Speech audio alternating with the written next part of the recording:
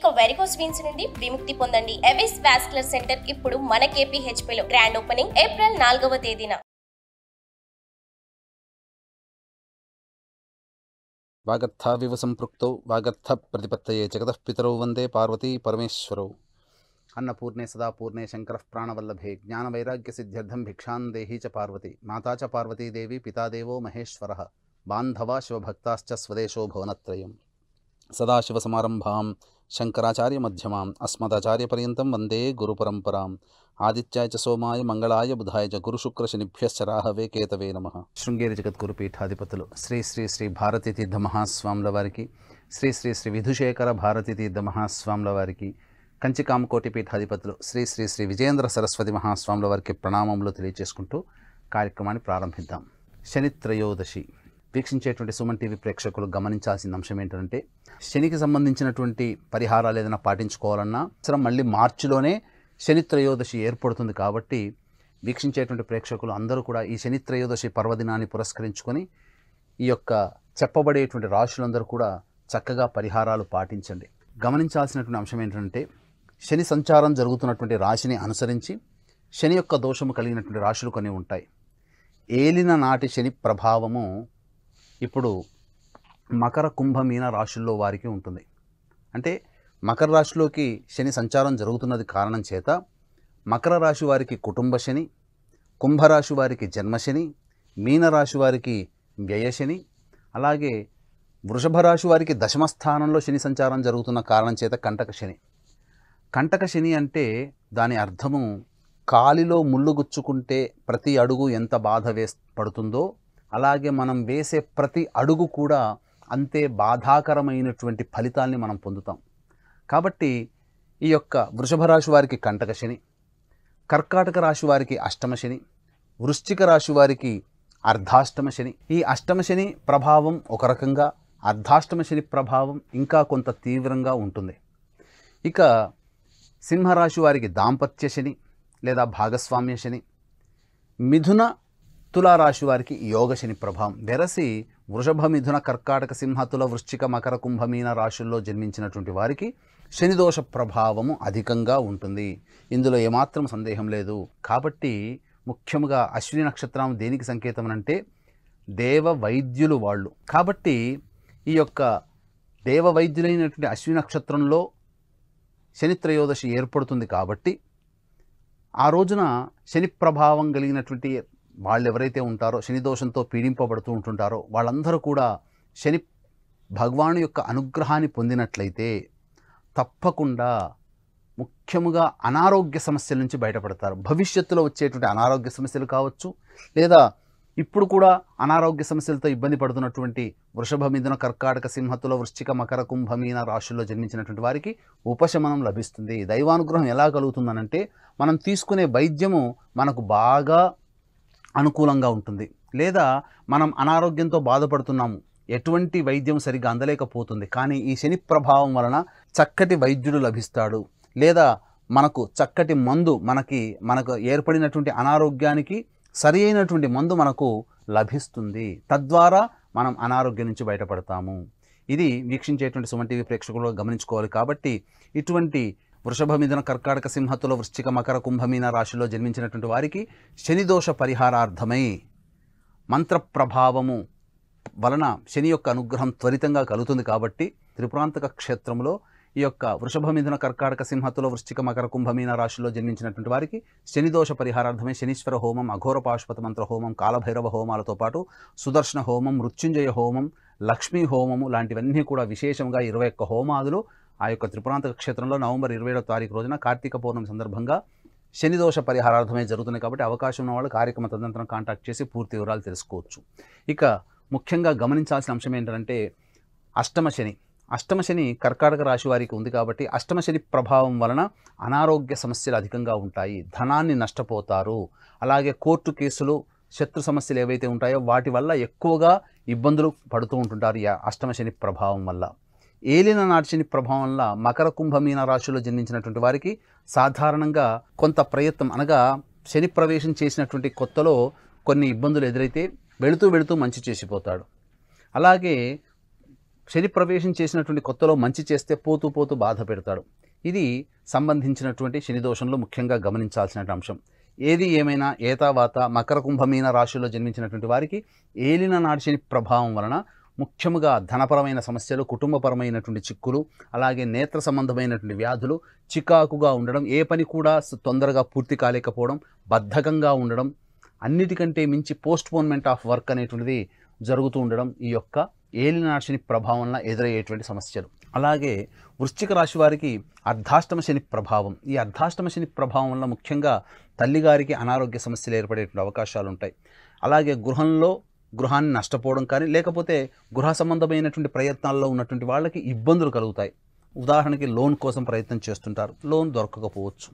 అలాగే గృహంలో ఉన్నటువంటి గృహోపకరణాలు మన నుంచి జరిగిపోతాయి, అంటే ఎవరైనా దొంగలించవచ్చు. ఇట్లాంటివి గృహపరమైనటువంటి సమస్యలు ఉంటాయి. ముఖ్యంగా సంతృప్తిని సూచించే స్థానము కాబట్టి మనం ఎంత ప్రయత్నం చేసినా, మనం ఎన్ని గొప్ప పనులు చేసినా ఆ పని తాలూకు అనుభవించే వాళ్ళు సంతృప్తిగా ఉండరు. ఉద్యోగం చేస్తున్నాం, ఉద్యోగంలో మనం ఎంత గొప్ప పెర్ఫార్మెన్స్ అనేటువంటిది చూపించినా మన పై అధికారి ఉంటాడు కదా, అంత సంతృప్తి చెందలేకపోవచ్చు. తద్వారా కొన్ని ఇబ్బందులు అనేటువంటివి ఉంటాయి. కాబట్టి వీక్షించేటువంటి సుమన్ టీవీ ప్రేక్షకులు వృశ్చిక రాశి వారికి సంబంధించి ఈ యొక్క అర్ధాష్టమ శని ప్రభావం ఎక్కువగా ఉంటుంది. ఎందుకు అనంటే మిగతా ఏలినాటి శని, అష్టమ శని ఒక్కొక్క ప్రభావాన్ని చూపితే ఇవన్నీ దోషాలని ఒకే రూపంలో చూపించేటువంటిది ఈ అర్ధాష్టమ శని ప్రభావం. ఇక గమనించుకున్నట్లయితే సింహరాశి వారికి దాంపత్య శని, భాగస్వామ్య శని. భాగస్వామ్య వ్యాపారంలో ఉన్నవాళ్ళు, లేకపోతే దాంపత్యంలో ఉన్నటువంటి వాళ్ళకి మధ్య కొంత పొరపచ్చాలు వచ్చేటువంటి అవకాశాలు ఉంటాయి. అంతేకాకుండా ఇంకా చెప్పాలి అని అంటే ఇక్కడ యోగ శని. యోగం అనంటే మనిషికి యోగ స్థానాలు 5వ స్థానము మరియు 9వ స్థానం జాతకరీత్యా. కాబట్టి అటువంటి యోగ స్థానంలో శని సంచారం జరుగుతున్నటువంటి కారణం చేత వృషభ రాశి వారికి, తర్వాత మిథున రాశి వారికి మరియు తులారాశి వారికి యోగ శని ప్రభావం అనేటువంటిది ఉంటుంది. కావున అవకాశం ప్రధానంగా ఉన్నటువంటి వాళ్ళు శని ప్రభావం నుంచి బయటపడాలి. అంటే వీక్షించేటువంటి సుమన్ టీవీ ప్రేక్షకులు కూడా గమనించాల్సిన అంశం ఏంటంటే, గురువుగారు ఏంటి ఎక్కువగా సమస్యలే చెబుతున్నారు అని అంటే, సాధారణంగా మానవుని జన్మ అంటేనే సమస్యలతో కూడుకున్నదండి. ఎవరి జన్మ హాయిగా ఉందండి? ఎవరు ప్రశాంతంగా ఉన్నారు? అసలు ప్రశాంతంగా సుఖంగా ఉంటే అది మానవ జన్మ ఎందుకు అవుతుంది? దైవ జన్మ అవుతుంది. దేవతలలో, స్వర్గములో సంతోషము, సుఖము, ఆనందము, సంతృప్తి తప్ప అసలు బాధలకి, ఇబ్బందులకి, ఏడుపులకి అసలు స్థానమే ఉండదు. కాబట్టి మానవ జన్మ రుణానుబంధ రూపేణ పశుపత్ని సుతాలయ సంచిత పురాకృత ప్రారబ్ధ కర్మలని అనుసరించి మనం జీవితాన్ని గడుపుతున్నాం. కాబట్టి వీక్షించేటువంటి సుమన్ టీవీ ప్రేక్షకులు మనం బాధల్ని అనుభవిస్తున్నామనంటే మన పూర్వజన్మలలో చేసినటువంటి తప్పిదాల వలన మనము ఈ జన్మలలో మనం ఎదుర్కొనేటువంటి సమస్యలు. ఇవన్నీ మీకు అర్థమవ్వాలంటే కర్మసూత్రం ఒకటి చెబుతాను. మనం ఏ జన్మలలో ఎత్తినప్పటికీ కూడా మనం చేసేటువంటి ప్రతి పనిని సూర్య చంద్రాదులు, అలాగే అష్టదిక్పాలకులు, 4 వేదాలు, రాత్రి పగలు ఇవన్నీ కూడా వీక్షిస్తాయట. ఇవన్నీ కూడా నోట్ చేసుకుంటాయి. అవన్నీ కూడా సూర్య భగవాను దగ్గర నిక్షిప్తం చేస్తాయి. ఈ నిక్షిప్తం చేసిన తరువాత సూర్య భగవానుడు వీటికి సంబంధించి ఫలితాన్ని మనం అనుభవించాలి అని అంటే మరు జన్మలో మనం అనుభవించాలి. అయితే కలియుగ ప్రమాణాన్ని అనుసరించి ఈ జన్మల్లో చేసుకున్న పుణ్యం ఈ జన్మలోనే అనుభవించడం, ఈ జన్మల్లో చేసుకున్న పాపం ఈ జన్మలో అనుభవించడం, ఇవి కొంత ప్రమాణం. కానీ సంచిత పురాకృత ప్రారబ్ధ కర్మలు అనేటువంటివన్నీ కూడా గత జన్మల నుంచి వచ్చేటువంటి వాసనని బట్టి మన యొక్క ఇబ్బందులు, సమస్యలు అనేటువంటివి ఉంటాయి. కాబట్టి వీక్షించేటువంటి సుమన్ టీవీ ప్రేక్షకులకు జాగ్రత్తగా గమనించాల్సిన అంశం ఇక్కడ ఏంటంటే, ఈ సంబంధించినటువంటి సూర్య భగవాని దగ్గర ఉన్నటువంటి చిట్టా అంతా కూడా ఈ జన్మల్లో మనం ఎత్తుతాం కదా, ఈ జన్మల్లో మనం అనుభవింపజేయడానికి అధికారం శని భగవానికి వచ్చింది. అందుకనే శని సంచారం జరుగుతున్నటువంటి సందర్భంలో ఆయా రాశుల వారికి ఎప్పుడు ఇక్కట్లు, ఎప్పుడు సంతోషం. కొంతమందికి శని యోగిస్తాడు. ఉదాహరణకి ఎన్టీ రామారావు గారి జాతకాన్ని చూసుకుంటే శని యోగించాడు.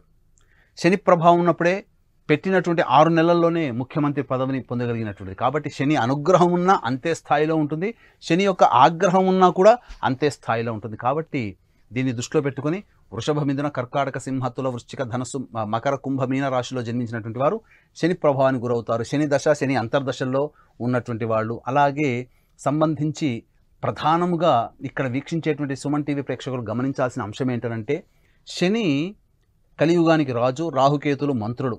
కాబట్టి రాజు మంత్రి యొక్క నక్షత్రమైనటువంటి రాహు నక్షత్రంలో ప్రవేశం జరిగిన దర్భ్యత ఏమవుతుంది? శని రాహుల కలయిక శపథి యోగం అంటారు. ఇది చాలా దుర్యోగము.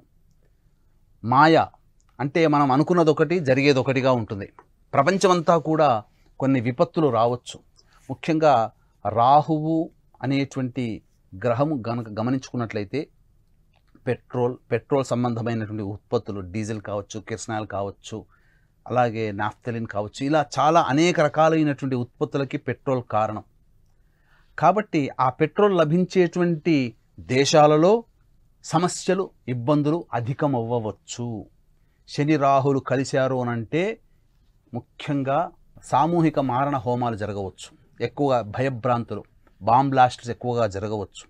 కాబట్టి ఇవన్నీ కూడా శని రాహుల కలయిక ప్రభావం అనేటువంటిది జరుగుతున్న కారణం చేత శని రాహు నక్షత్రంలో ఉన్నంత వరకు తప్పదు. కాబట్టి వీక్షించేటువంటి సుమన్ టీవీ ప్రేక్షకులు కూడా ఈ చెప్పబడినటువంటి రాశుల్లో ఉన్నటువంటి వాళ్ళు కొన్ని పరిహారాలు పాటించాలి.